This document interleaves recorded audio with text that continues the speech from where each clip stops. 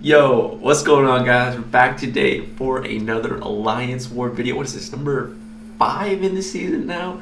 Man, these are going by fast, and finally we get a real challenge today. I've been put on path 4, so I was a little scared, a little nervous, but also really excited. So originally, I was given these first 2 fights here, Ebony Maw and Modoc, but I asked for the Sinister too. So we got some really cool fights coming up here, and our team is actually really weird. So we're keeping Void and OG Vision. This is kind of a trend in all the wars because that synergy is really good for fighting Ironman Infinity War with the Flow, because he gets Flow, he's controlled for some reason, so he can just get like insane power gain. But with that Void synergy, you start with Fear of the Void, and Flow is basically like nullified. So that's why that synergy is so good.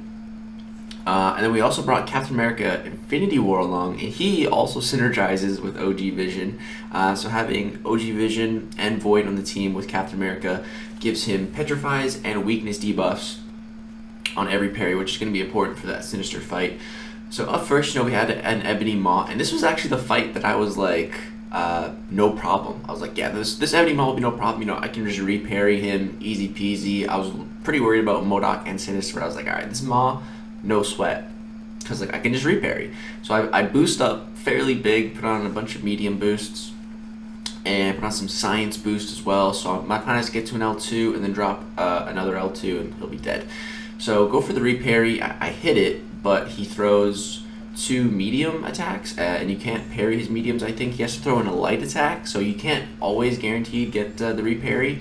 It depends what he throws. That's really what it comes down to. And so again, sometimes he goes for the heavies, and so I'm trying not to use dexterity at all because I don't want to trigger the spite to give him more power gain. And, everything's going pretty good so far. I'm almost at my special 2.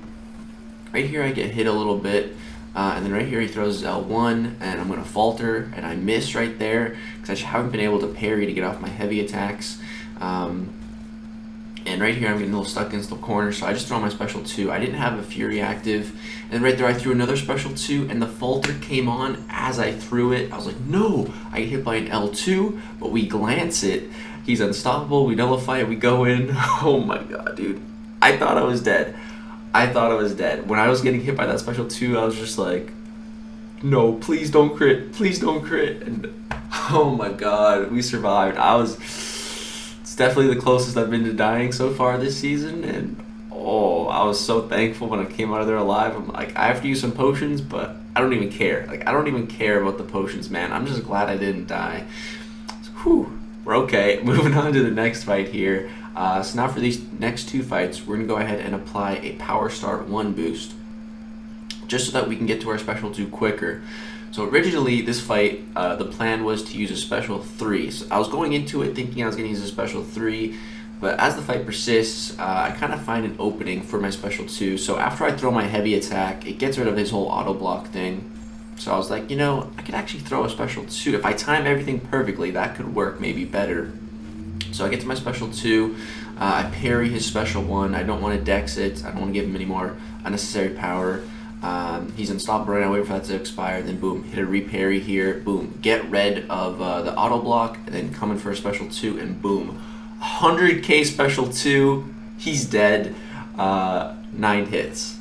That was a clean fight, much cleaner than the Ebony Maw. Oh, that fight felt so good after that Ebony Maw, dude. And then we get to this Mr. Sinister. So Mr. Sinister is a flow defender, but with Captain America here and that Vision synergy, every time we parry, we're going to apply a 25% Petrify debuff, and that Petrify lowers power gain by 25%. So if we can get 4 of them, then we can turn off the flow power gain. Also, though, we can turn off Mr. Sinister's regen with those Petrifies. With 4 of them, no regen. So if we crit, it won't matter. And again, we have that science boost on, so my plan was to get to a special 2, drop it, get to another special 2 if he's not dead, and we'll be good. So right here, notice how I parry that special 1 to turn off the flow. We got a bunch of petrifies up, nullify the unstoppable, drop the special 2, and boom! Another 100k crit. He's dead. Like, 8 hits. 8 hits, man. And boom. Those first 2 fights, or the last 2 fights went so good that Ebony Maw was just terrible. But yeah, it felt really good to just destroy those 2 fights. Still need to note in the Ebony Maw fight though, we didn't get a crit. Maybe if we did get a crit there, it could have went smoother. I don't know how much it would have crit for. I don't think I had the Fury when I activated the special 2. That was just kind of a special 2 defensively, not really offensively, just to get out of the corner. But yeah, I was feeling really good after that. So now section 2, I got 2 more fights. I take off Suicides, and these are just 2 Void fights. I was pretty confident here. I think I fought an Ironman every single war so far for Loki, and I mean, that's fine. Like, I have no problem fighting this dude at all. It's pretty straightforward with Void. Void's a great counter, especially with that Vision synergy. So yeah, there's some regen on this node and the next node, but we're just going to use Void for both of them, and we should be fine. So again, standard Ironman fight here. The flow doesn't really matter as long as we got Fear of the Void, or at least 2 Petrifies. And yeah, it'll actually start to reverse at that point. But right here, our Fear of the Void falls off. That's okay. It gave us enough time to get those 2 Petrifies up. Right here, throw another L1. We got all of our debuffs taken, and everything is going great. There is some Indomitable on this node, so we can't reverse that regen, but we can just totally stop it, and that's fine. Our debuffs are doing some damage over time, so that's good, and our regular hits are doing damage too. The only thing I really have to worry about is his armors. Right there, he was at 3, and then at 4. If he's at 4, he's going to auto-block you.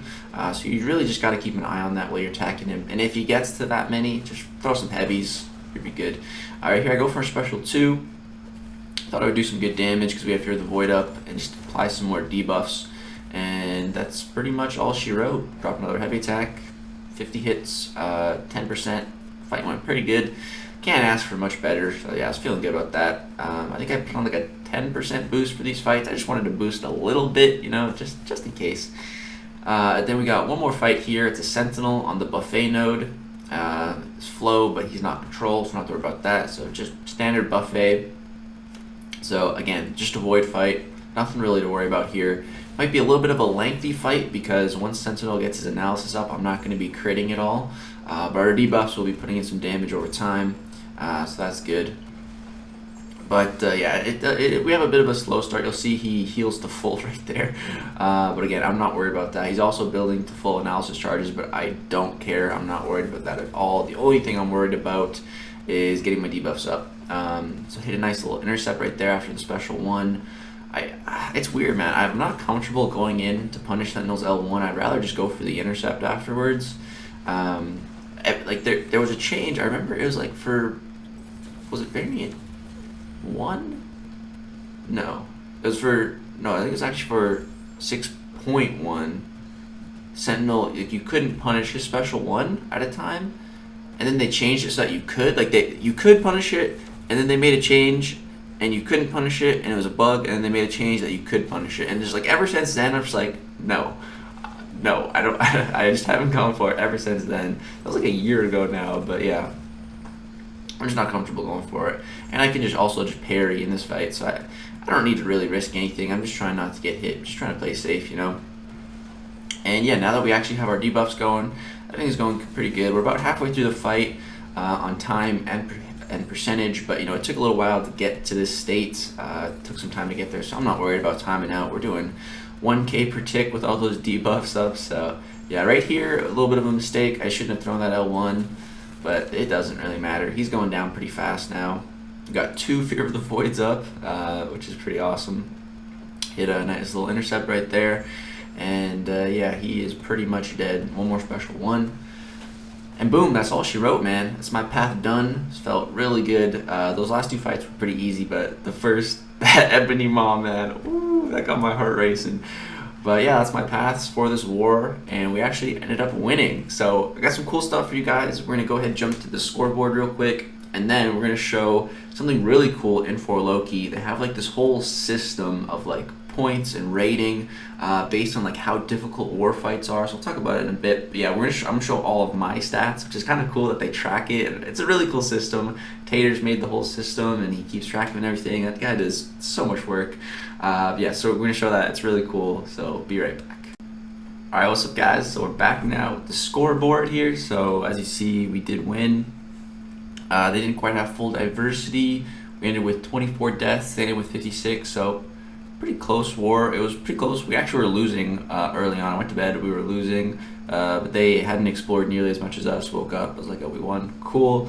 So yeah, it's pretty decent death totals on both sides. We definitely died a bit more this war, but it's all good. Here's the MVPs, B Manny Dreamin', Frosty Q on our side, and there's the ones on their side. And as far as overall, I was 16th, not bad, right behind Pete. So yeah, now let's talk about the really cool thing that 4Loki does here. So here's a bit of a spreadsheet here for my stats. So Dreamin' sent me his, and I just put in my stats here. So thanks to him, and thanks to Tater for sending all the information and just doing all this cool stuff. So yeah, the first war was NY. I wasn't in the alliance at that time, so I just put in zeros. Versus Kenobi, I had 3 fights, so 3 kills, 0 deaths. So TDR stands for total difficulty rating. SR bonus stands for solo rate bonus, and then your power rating. You get more power rating, like the more fights you do and stuff. And TDR fight is like how difficult a fight is. I think that's average for that war. I think I'm still a bit new to the system. And then the PR rank in BG3/4Loki is a bit cut off there. So obviously in the first war I was 0, I wasn't in the war. In Kenobi I was 9th in BG3, and then the next alliance versus an Asian alliance, I had 5 kills, so my kill total went to 8. My TDR went up a good amount. My SR bonus went down, it went up a bit. Power rating went up. TDR was the one that went down a little bit, and then we went from 9th to 8th. And then versus DSVG, 14-0. And actually, I can enter in this alliance's tag here. Let me do that real quick. So these guys were E-SQD.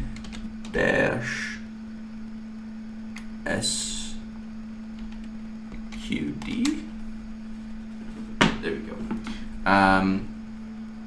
So yeah, that was the alliance we just faced. But versus SVG, I had 6 kills, so it moved up to 14-0. TDR almost doubled, which is pretty good. SR bonus went up a good bit. Power rating also went up a good bit. The TDR fight went up a bit, and then we moved to 6 in BG3. And then with this last war, we had 5 fights total, so we're at 19-0 so far. And then we got the TDR went up to 22.57. It's getting up there. The SR bonus is getting up there as well. Power rating 26.4. TDR 1.19, highest it's been. So some of the hardest fights that I've had so far in the season. And we're at 5th in BG3, and I think Tater said 15th in 4Loki overall. So we're doing pretty good, climbing up a little bit in BG3. Honestly, I'm just really happy that I haven't died yet. I'm actually surprised at myself as well. It's really just thanks to, the planning and everything. The planning is so good that it's like I'm mentally prepared for all my fights before I go into them, so it's much easier that way than just, like running and gunning without a plan, just jumping in, picking a path and going. So the whole planning thing makes it so much better. But yeah, it's a really cool system that they keep track of it all. So yeah, let me know what you guys think. And yeah, if you guys are enjoying the series, drop a like, subscribe if you'd like to see more. Thanks so much for watching. Peace out.